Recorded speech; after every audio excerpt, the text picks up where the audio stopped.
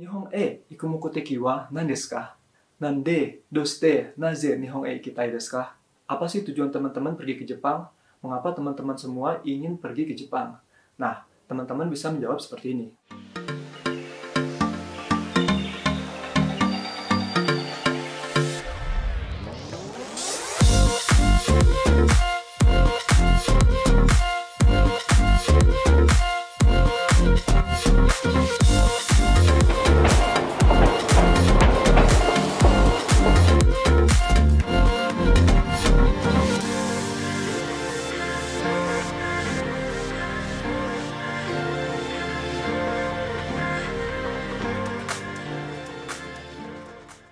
Oke, halo guys, bagaimana kabarnya? Mudah-mudahan teman-teman dimanapun berada, sehat selalu ya.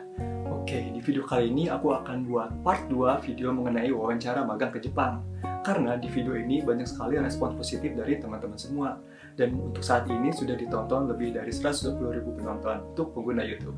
Oke, jadi kali ini aku akan kasih 3 bocoran soal dan jawaban sekaligus mengenai wawancara magang ke Jepang. Yang pertama, pastinya perusahaan Jepang ingin mengetahui secara personal tentang diri teman-teman semua.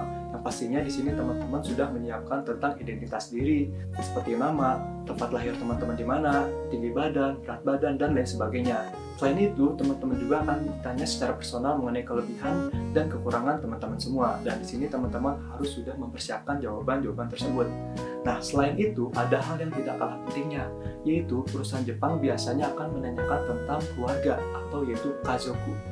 Nah, di sini teman-teman juga harus mempersiapkan jawaban-jawaban mengenai apa saja yang biasanya ditanyakan oleh perusahaan Jepang mengenai keluarga.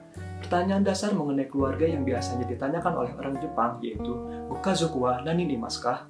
Keluarga kamu terdiri dari berapa orang? Nah, teman-teman bisa menjawab jumlah anggota keluarga teman-teman ada berapa dan menyebutkannya secara lengkap. Nah, contohnya pada saat saya ditanya seperti itu, saya menjawab, "Kazoku wa 5 desu. Chichi to, haha to, imoto to, ototo to, watashi desu." Nah, jadi keluargaku terdiri dari 5 orang, yaitu ayah, ibu, adik perempuan, adik laki-laki, dan saya. Nah, buat teman-teman yang masih ngerasa bingung untuk menjawab pertanyaan ini, teman-teman bisa lihat di videoku yang ini. Nah, di video ini aku menjelaskan mengenai kata bantu bilangan mengenai jumlah orang, yaitu di sini teman-teman bisa menyebutkan berapa jumlah anggota keluarga teman-teman dan menyebutkan secara lengkap ada siapa saja dalam keluarga tersebut. Jadi di video di sini aku menjelaskannya secara terperinci.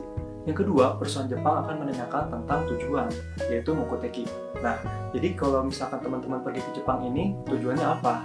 Biasanya pertanyaannya itu seperti ini. Nihon e ikumukote wa nan desu ka? Nande, doste, naze Nihon e ikitai desu ka? Apa sih tujuan teman-teman pergi ke Jepang? Mengapa teman-teman semua ingin pergi ke Jepang? Nah, teman-teman bisa menjawab seperti ini. Atarashi keiken o shitai desu. Aku ingin mendapatkan pengalaman baru. Misalkan, Rikushi nagara okane wo sugushimasu.